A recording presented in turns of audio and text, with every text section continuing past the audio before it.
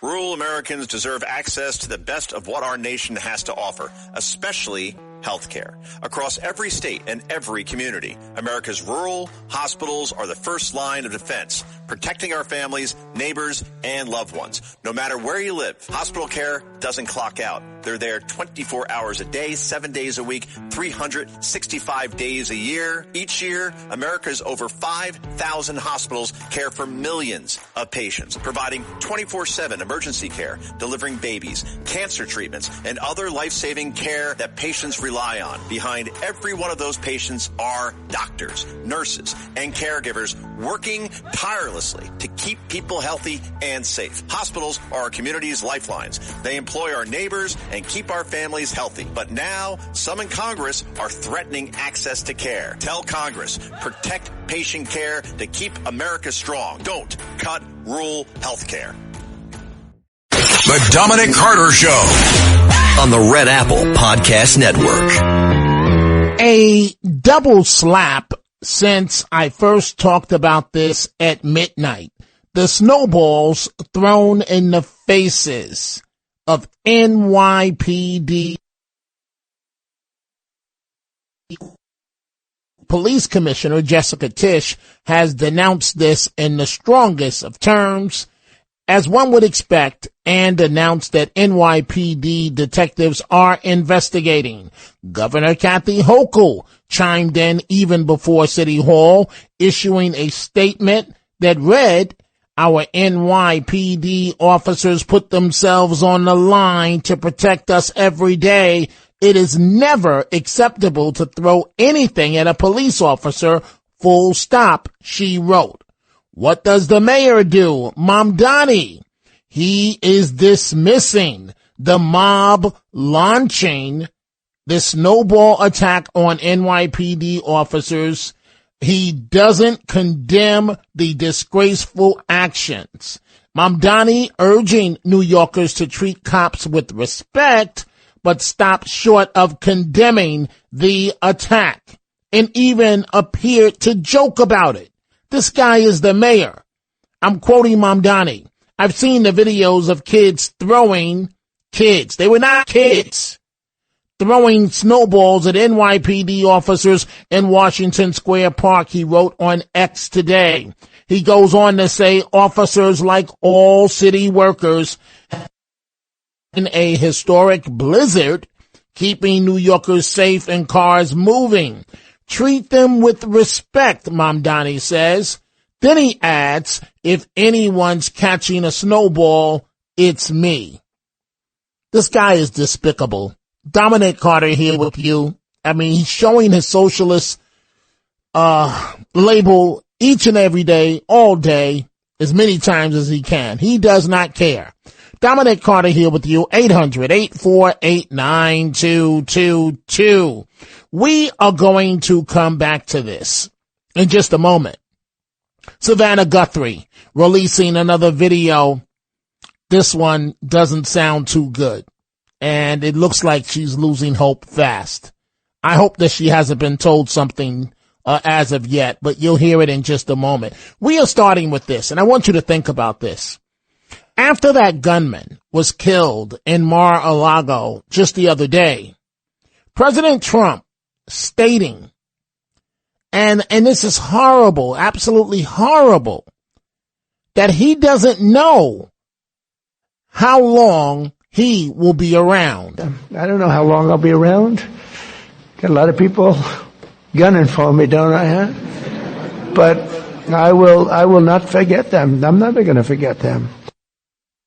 And he was talking about the family members of people that have been killed by illegals. We're going to get to Washington Square Park and that wolf pack of savages throwing snowballs in the faces of NYPD officers and the mayor calling them kids. They were not kids. They're young hoodlums in training. That's what they are. Let's go first. Savannah Guthrie and her tone. She's still holding out hope, but it seems to be fading fast. Hi there. I'm coming on to say it is day 24 since our mom was taken in the dark of night from her bed. And every hour and minute and second and every long night has been agony since then of worrying about her and fearing for her and aching for her. And most of all, just missing her. Just missing her. We know that millions of you have been praying. So many people have been praying of every faith and no faith at all, praying for her return. And we feel those prayers. Please keep praying without ceasing. We still believe. We still believe in a miracle. We still believe that she can come home. Hope against hope. As my sister says, we are blowing on the embers of hope. We also know that she may be lost. She may already be gone. She may have already gone home to the Lord that she loves and is dancing in heaven with her mom and her dad and with her beloved brother Pierce and with our daddy. And if this is what is to be, then we will accept it. But we need to know where she is. Something to think about for a moment. Savannah Guthrie, very successful in her career. And her television career, we don't know the details yet, may have cost her mother her life. Greedy people trying to get at Savannah Guthrie's money may have cost her mom, her 84-year-old mom, her life. Let's get to Washington Square Park. How you accomplish this? You good? You okay? Let's do it.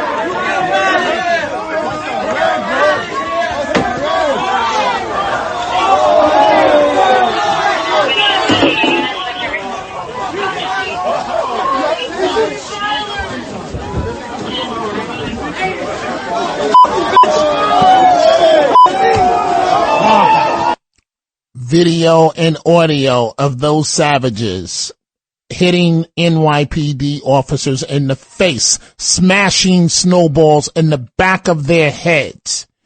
And the mayor of New York City refers to them, as I've seen the videos, of kids. And almost, he says, treat police with respect.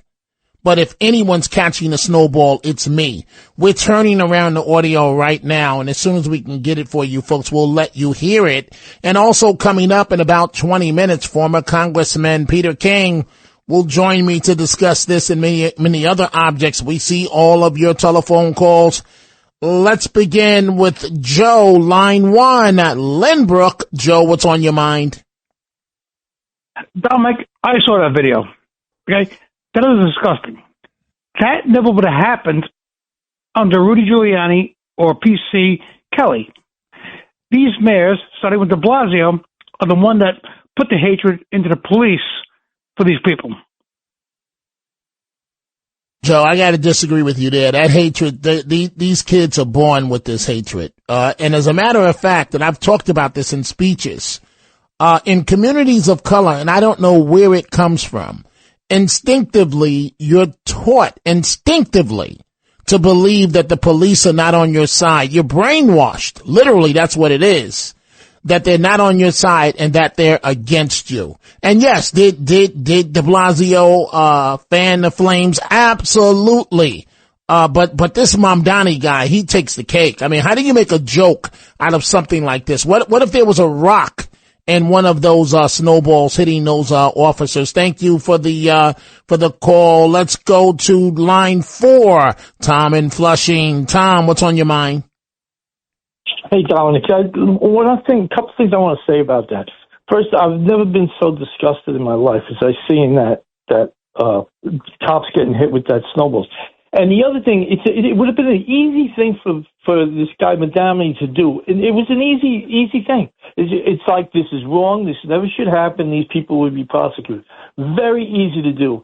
No, but wait, Tom. Wait. You said easy several times. Who says it's easy? It's easy if your heart and mind is in the right place. But if you're down with the criminals, it's not easy. If you're down with the bad people, if you're down with the socialists and you agree with them, then it's far from easy. And every time he gets the opportunity, he shows us exactly what he thinks of us. Go ahead, please. Well, all I like to say is that of all those kids standing there, none of them had the cojones to stand up and get in between the cops and say, hey, this is wrong. Out of that whole crowd, no one had the nerve to do that. And I'd like to see Madani get hit in the face with a snowball and see what would happen to the perpetrator of that crime. Because I'm sure he wouldn't tolerate it, but he deserves it. Well, we would never condone the mayor of New York City being hit in the face with a snowball. But I can promise you this. I can tell you this, Tom, and thank you for the call. You hit the mayor of New York City in the face with a snowball. All of those officers that are around him, either in uniform, but most of them are not in uniform, and you would never even know they're there. You're going down. And it ain't going to be pretty. They're not going to walk up to you and say, excuse me, did you just throw a snowball at the mayor? You're going down to the ground, and you're going to be cuffed immediately with guns in your face if you hit the mayor of New York City with a snowball. This is Mamdani, our mayor. I say that loosely. I say that sarcastically, talking about this incident in Washington Square Park. So I've seen videos of kids throwing snowballs at members of the NYPD in Washington Square Park. And first I want to say that officers have been on the front line of helping our city respond to this blizzard. They have been keeping New Yorkers safe, and they have also been at the heart of our efforts of digging New Yorkers' cars out of these kinds of conditions and ensuring that our ambulances, our MTA buses can keep functioning across this city. They and our entire city workforce deserve to be treated with respect. The only person in our city's workforce who deserves to be treated with a snowball is me. Very funny, Mr. Mayor, right? You got jokes. Oh, kids, you have to go to school today on Tuesday, but if you have to hit somebody with a snowball, hit me. Good luck with that. You hit the mayor of New York City in the face with a snowball. Looking at my Twitter, at my ex, the lovely Debbie Lebedo says, Dominic TV, let's throw snowballs at the mayor with snowballs and have a nice fight. It's all fun and games, right? And then she says in my voice, Mom Donnie. So yes, Debbie, it's all fun and games until you hit the mayor in the face, and then you've got a big problem. Line 5, John in Queens. Welcome to the Dominic Carter Show. Okay, I don't have time to wait. I'm sorry, John. I tried to give you a shot. Okay, I've got to take a break now in 15 seconds. You lost a good 10 seconds. If you want to hold, you can hold. But folks, when I go to you, you got to be ready. I don't have time to wait. Time for a break. We are coming right back. The Dominic Carter Show. Entertaining and informative. On the Red Apple Podcast Network. And the U.S. hockey team leaving from Florida, President Trump sending down an Air Force One type vehicle to pick them up, should be arriving in D.C. momentarily for tonight's State of the Union address. The plane is also beginning to take off, and there we go. We just want to follow it and hold this moment because so often we find that stories that are national or international somehow find their way to relevance and prominence here in South Florida, and that is certainly the situation right now. We always say there is some way there's a Miami or South Florida connection, and our Florida Panthers being a part of Team USA, clearly led by Matthew Tkachuk there, and now they're taking off to meet the President of the United States. We're going to wish them some safe travels there, and we will hopefully see them when they come back. If not, see them tonight at the State of the Union address. And the entire team expected to be at the State of the Union address. Looking at my Twitter at my ex, and Debbie makes a great point here. She says, Dominic, what would happen if we threw snowballs at the Muslims praying in Times Square. Well, one, I know Debbie would never do that. I would never do that. We don't encourage anybody to do that, but you already know what would happen. The police commissioner would be ordered to make mass arrests on the spot. Mamdani would schedule a news conference for 20 minutes later to condemn and denounce what had happened to the Muslims praying in Times Square. This is the mayor that we have. I want to go back to this morning's show. I'm not going to say I don't like or hate, because hate's a strong word, but one of the things I talk about around the country when I speak is I say no excuses, no excuses, no excuses. So I get a phone call early this morning from an Al in Crown Heights. And Al has a similar drum beat every time he calls. If you bring up something, he's never going to condemn it. He wants to know, he wants to quickly pivot. Well, you're focusing on the black youth. What about this? What about that? Right? This is what he does. So early this morning, he goes, well, I didn't hear you say anything about the Eric Garner case. I didn't hear you say anything about the Eric Garner case. This is what he said. And if you look at my social media, it's why I posted a photo. Because I did use the word hate, when people don't know what they're talking about.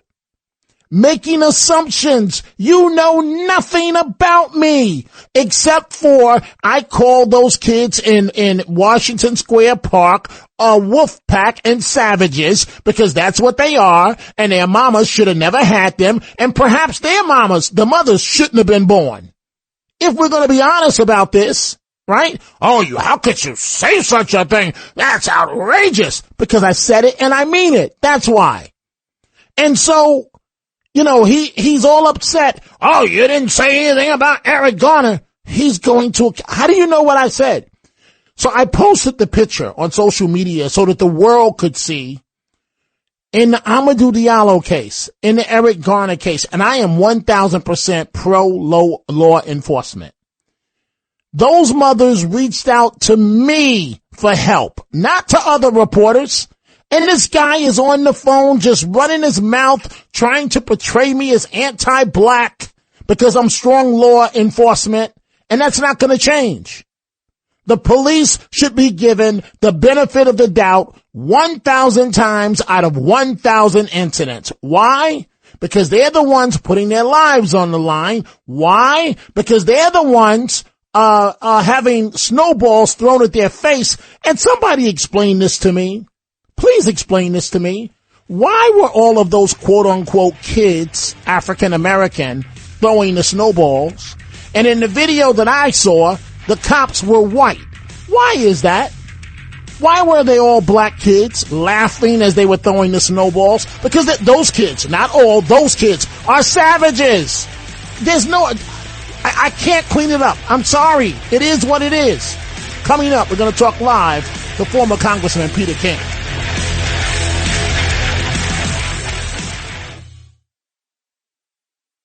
The Dominic Carter Show. Entertaining and informative. On the Red Apple Podcast Network. And we are back. So I look up and on some of the national broadcasts, I think it was Newsmax, and I see former Congressman Peter King talking about this incident in Washington Square Park. And the congressman joins me live right now. Congressman, thank you for appearing. Congressman, are you there? Dominic? Yes. Can you hear me? Can you hear me, Congressman? Now I can, yeah. Now I can. Okay, you can hear me now. Okay, I apologize for the technical difficulties. So I No saw problem. you on Newsmax, and I want you, Governor Hochul has strongly condemned the incident. The police commissioner is livid, stating that it's criminal and that detectives are investigating. But you and I both know it won't go anywhere because even if they make the arrest, the Manhattan District Attorney, Alvin Bragg, is dead on arrival. I want you to listen to the mayor, though, Congressman King, almost making a joke out of this and referring to the perpetrators as youth and kids. Listen to this. So I've seen videos of kids throwing snowballs at members of the NYPD in Washington Square Park. And first I want to say that officers have been on the front line of helping our city respond to this blizzard. They have been keeping New Yorkers safe, and they have also been at the heart of our efforts of digging New Yorkers' cars out of these kinds of conditions and ensuring that our ambulances, our MTA buses can keep functioning across this city. They and our entire city workforce deserve to be treated with respect. The only person in our city's workforce who deserves to be treated with a snowball is me. So, Congressman King, a number of things about his response. But why is he comparing police officers, first-line responders, that can take a bullet at any moment to other city workers? It's almost like he was looking for anything to say except to condemn what happened. Yeah, basically he's suggesting some kind of an equivalence between the police officers and these thugs and punks that were throwing snowballs at them. And, snowballs sound fun in games. It's not. You get hit in the eye with a snowball. You get hit in the face with a snowball. It can leave a lot of damage. It's very painful.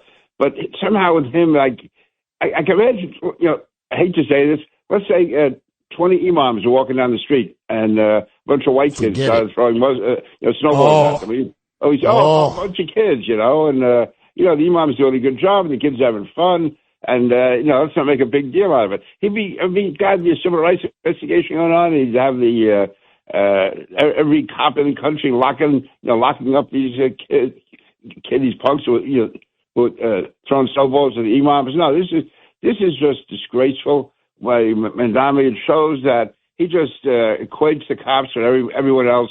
There's kids throwing snowballs, there's cops, there's first responders, there's people driving ambulances. Everyone's doing the best they can, and the kids having some fun. An absolute disgrace. Anyone, to me, whether it's a teacher or certainly a cop or a fireman who are putting their lives on the line, they should be treated with respect. And there's no debate about that. If you lift a finger to a cop, to me, that's a crime. That's an assault, and action should be taken against you. What's going to happen now? You're right. And by the way, Jessica Tisch, somewhere she's going to reach the end of the line with this guy. I mean, she has to, first of all, to the extent I know her, and I've known her on and off for almost 20 years now, I believe she genuinely bleeds blue. I mean, she is definitely identifies with the police officers. But in addition to that, she has to face those more than 30,000 cops. And she has to be, she's supposed to be their representative fighting hard for them. And if the mayor acts like this is just a big joke, that they're throwing snowballs and disrespecting cops like that, and what kind of a tone does that set as far as the average goon, the average criminal on the street, the average young punk, when a cop tells him to move off a street corner, or if a cop starts asking him questions, they would spit at the cop. They would say, "Who cares what you have to say?" And they can point to the mayor. And I think it's just an absolute disgrace. I can't emphasize enough now, apart from the fact that my father was a cop for over 30 years, and I've known so many cops, and I've also gone to so many cops' funerals. To me, what happened yesterday was so disgusting and disgraceful, and the mayor, he should be, that alone, people should disregard everything he has to say. The guy he has no interest in Dominic, in the America that you and I love. Congressman King, and I agree with everything you just said, especially the part about the America that you and I love.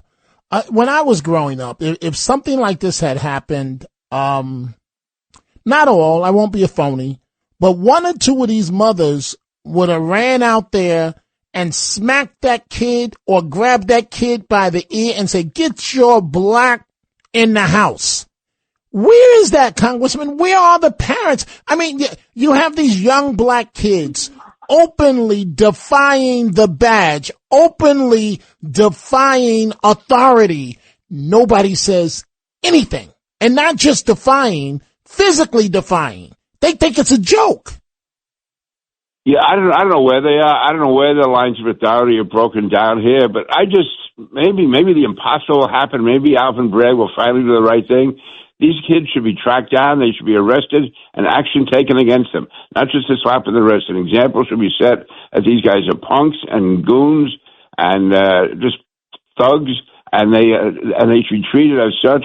And this type of disrespect for law and order and for authority. What does that do? You know, civilization really hangs on a very slender thread. I mean, I'm afraid that we're always, throughout human history, we're just so far away from a total breakdown. And you can't have a cop everywhere. You can't have somebody monitoring everything we do. And there's just certain rules that people are expected to follow. Once that line starts to break down, once that thread starts to break, you're going to have chaos. And if you're not, it starts to me the simplest thing of all is respect cops. If you don't do that, then how are you going to respect your neighbor? How are you going to respect the bodega owner? How are you going to respect the bartender? How are you going to respect the bus driver? I mean, all that whole breakdown in society and the rules that should, the unwritten rules, the written and the unwritten rules that bind us together. And in the past, and I'm not trying to glorify the past, but growing up, I would say, 98% of people observe these things. I can't imagine anyone thinking of throwing something at a cop, except maybe a bad guy, and that bad guy would end up in jail. And the whole breakdown in civil order is really distressing, and to have a mayor, in effect, enabling that, encouraging it, by making a big joke out of the fact. Somebody hit him in the face with a snowball. I don't think it would be such a big joke. Of course not. And a point that I made early this morning, Congressman King, at least when I was growing up in the Bronx, one of these African-American youngsters without a father, dysfunctional family structure, in my day growing up, these things didn't happen because everyone knew if you dare cross that line, they're going to tax that ASS, and rightfully so. Meaning the NYPD. If you don't know any respect, you're going to learn some today, young man. When you get to the station house, you're going to learn some respect today. And this is why, Congressman King, we need the street crimes unit. Everything's been going downhill since, we can't have that. Civil rights violation. With the street crimes unit, their motto of "we own the night." Now, can you imagine if 4 or 5 street crime unit cars had responded to those kids, quote unquote, children, as Mom Donnie called them? They wouldn't have been acting up like that. Not with the NYPD street crimes unit, where they're coming up plain clothes and you don't know who's who, but you're about to find out the hard way. And then you're going downtown. I just don't get it. So, Congressman King, let me switch gears. President Trump said something yesterday that I found disturbing, but the fact of the matter is he was telling the truth. Listen to this. I don't know how long I'll be around. Got a lot of people gunning for me, don't I, huh? But I will not forget them. I'm never going to forget them. And he was talking about the families that their loved ones killed by illegals. But Congressman, the Secret Service, local police in Mar-a-Lago, they had to shoot this man. I mean, what is going on? And how many attempts are we going to see on the life of the man that may go down in history as the greatest president ever? I tell you, it really is terrifying. You had, he was shot in Butler, Pennsylvania. Then you have that guy who was on the golf course waiting to assassinate him after that. And now you have this event, and you talk to the police, they'll tell you there's an increase in threats against the president. And it's almost, I hate to use this term, it's almost understandable that people who have underlying psychiatric or psychological issues, when they hear the president being called a murderer, a fascist, a Nazi, a racist, he's being accused of every possible crime, war crimes, everything else, that that's going to set off certain numbers of people. And in the past, we've always had, heated debate in the country. You go back to some of the really hotly contested elections, Nixon and Kennedy, there was nothing like this.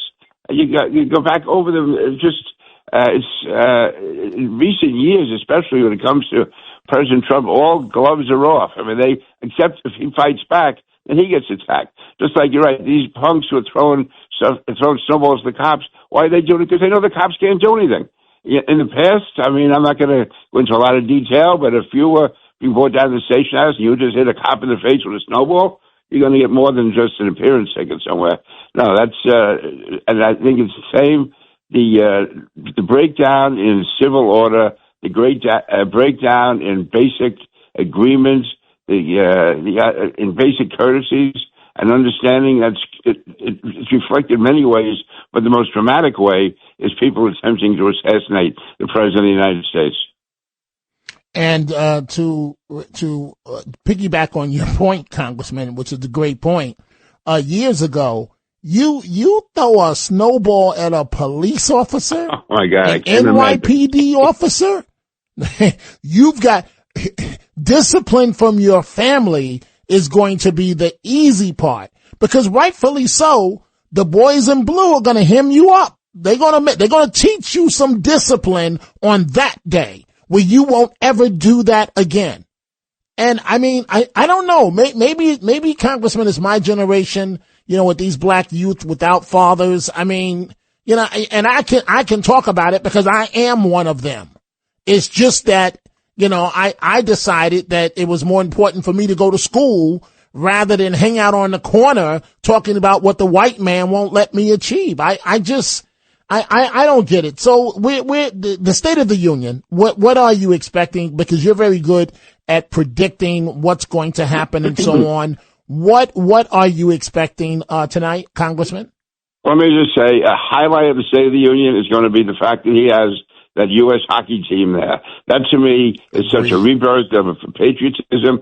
And by having them there, it's a symbol of the direction the country, that the president wants the country to go in, to love America, to be patriotic, and not to be embarrassed about it, but be proud of your country. So I think that's, in many ways, is going to symbolize all of the president's speech. That's what his speech is going to be about. I think what it's going to be about is, first of all, I think he's going to somewhere have to talk about Iran, that right now we face a very deadly threat from Iran. They face worse threats from us because we can retaliate. But the fact is there's no doubt they're once again trying to assemble a nuclear weapon system. They also have these ballistic missiles that can be devastating to really most places in the world, but especially Israel, which is so close by, which is our closest ally in the Middle East. But also he has to show, I think, that the economy has done much better. It's not perfect. I wish the president wouldn't keep saying everything is great. It's going in a tremendous direction. The progress he has made is extraordinary. He should focus on that,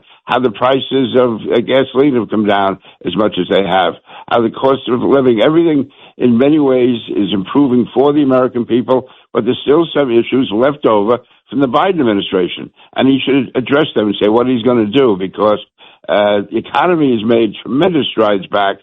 But the Democrats are just going to focus on the few areas where there still has to be something done. And the president should acknowledge that and say, listen, we're doing all we can. We're making progress almost everywhere. There's still some places that we have to catch up on. We're going to do it. And you're going to see a greater economy under me than you've seen under any other president. Also, he's got to bring, almost not, people say immigration is not big an issue anymore. Why? Because the president sealed the border. What an achievement that is.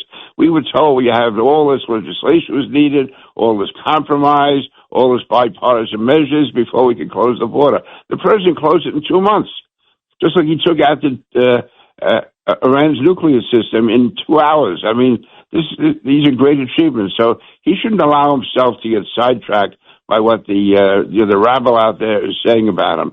To me, the American people love the fact that he's sealed the border, and they shouldn't be influenced and overly influenced by the riots that were caused in Minneapolis. The same place they gave us George Floyd also gave us the riots this past winter, and we can't allow a bunch of goons and thugs and Black Lives Matter and George Soros people to be determining the dialogue that goes on in this country. And you are so correct, Congressman King. Thank you so much for the time. Regards to your family. Look forward to chatting with you soon. I look forward to it, and so does my wife. She listens in and always says, I love Dominic. How about me? She goes, I love Dominic. Well, send my regards to your beautiful, lovely wife. And I saw your daughter recently celebrated, I think, her 25th wedding anniversary. 25th wedding anniversary, yeah. She and her husband, John. Congratulations to her and to you and your wife. Thank you, Congressman. Time for a break. We're coming right back with more of your telephone calls. The Dominic Carter Show on the Red Apple Podcast Network. And the Tunnel to Towers Foundation final thoughts of the day. What happened at Washington Square Park? Where are the civil rights leaders denouncing the actions of these young men? Where are they? I guess that multi-million-dollar lifestyle is hard to give up, too hard to give up and come out and make a statement. I guess they're over at the houses of the Black Lives Matters. They're mega mansions. I guess they're all together, and it's just too much going on to come out and lead the young men to do the right thing. Let's go back to the telephone calls. Line 5 in Florida. Liz, I'm going to call Liz Miss 85 degrees. The last time I spoke to Liz says she was out at the beach in her bikini while we were freezing. What's on your mind, Liz? I'm not going to brag. Okay, it got a little cooler. It got up to like 67, 69. But wow. Listen, first of all, regarding the police officers, it's an assault on them, and those that did it should definitely be arrested. But I wanted to say, regarding the Guthrie case, they really need closure. And I want to say to everybody listening that everyone should be calling, reaching out to those that you love, family or friends, those that you haven't spoken to in a long time, and let them know you're thinking of them, because life is unexpected. And just a simple check-in, just to say I'm thinking of you. And you know what that does? It really increases happiness for everyone. And just even regular communication, it just ensures people feel loved and valued and not alone, because loneliness is more prevalent than you think. And it doesn't have to be just a family member. It can be once a good friend that you haven't spoken to in a while. It deepens your friendship because you never know what could happen. I know you're not a psychologist or a psychiatrist, and neither am I. But I feel so bad for Savannah Guthrie because, she did so well in her career, and for exceeding and excelling and making millions, it could have cost her mother her life. Do you think she's ever going to be the same? No one can ever be the same. It's impossible to ever be the same, especially when you don't know what happened to your own mother or your own loved one. And that's why I said they need closure. They need to know, at least, is she alive? Is she not alive? What happened to her? It will be, she'll never be the same. How can anybody be the same? Yeah, I don't think she's coming back to television. Oh boy, Liz, thank you. I think it'll be a long time. So when the next time it's going to be 85 degrees and you'll be at the beach while the rest of us are freezing. I don't want to brag. Okay. I don't want to, you had a storm. So, it's going to be pretty nice this week. 82 on Friday. Oh boy. But listen, the planes I think are starting to fly. So hop on a plane. Liz, thank you for the wonderful call. Thank you. So hop on a plane. Let me go to some other calls. Well, we only have seconds left. Let's go to Mike on Long Island, line 1. Mike, you got 20 seconds. Go ahead, please. Yes, hi, Dominic. There's so much I want to say, but I don't have a limited time. This mayor really got some big ones. I don't know if you saw him today. He had a briefing, and people were asking him regarding to what happened yesterday in Washington Square Park. It's like he's trying to avoid that. Right. We've been talking about that all hour, Mike. Thank you for the call. That's what we call Mayor Mamdani, the Mamdani effect. Folks, Tunnel to Towers needs your help. Please go to T2T.org. They really need your help. I'm back live at midnight. Thanks for listening to The Dominic Carter Show. You can hear The Dominic Carter Show weekdays at 3 p.m. and Monday through Thursday at midnight and Sunday starting at 11 p.m. on 77 WABC. If you like the podcast, share it with your friends and listen anytime at WABCRadio.com and download the WABC Radio app. Hit that subscribe button on all major podcast platforms. Plus, follow WABC on social on Instagram, TikTok, Facebook, and X. See you next time for a new episode so you never have to wonder. What the heck is going on here? Rural Americans deserve access to the best of what our nation has to offer, especially health care. Across every state and every community, America's rural hospitals are the first line of defense, protecting our families, neighbors, and loved ones. No matter where you live, hospital care doesn't clock out. They're there 24 hours a day, 7 days a week, 365 days a year. Each year, America's over 5,000 hospitals care for millions of patients, providing 24/7 emergency care, delivering babies, cancer treatments, and other life-saving care that patients rely on. Behind every one of those patients are doctors, nurses, and caregivers working tirelessly to keep people healthy and safe. Hospitals are our community's lifelines. They employ our neighbors and keep our families healthy. But now, some in Congress are threatening access to care. Tell Congress, protect patient care to keep America strong. Don't cut rural health care.